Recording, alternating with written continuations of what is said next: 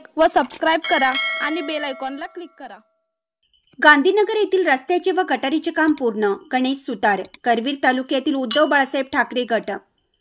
गांधीनगर येथील transport line Chinchwad रस्त्यावर HDFC bank जवळ असणाऱ्या ओढ्याजवळील गटार तुंबून रस्त्यावर घाण पाणी वाहत होतं, त्यामुळे नागरिकांना नाहक त्रास होत होता।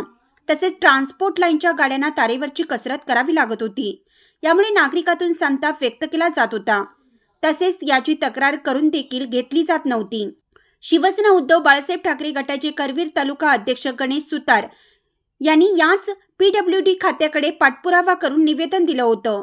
या निवेदनात रस्ता नाही झाला तर उपोषण करू असं नमूद केल्याने या निवेदनाची दखल घेऊन 2 दिवसातच त्या रस्त्याची दुरुस्ती व नवीन पाईपलाईन घालून काम पूर्ण करण्यात आलं।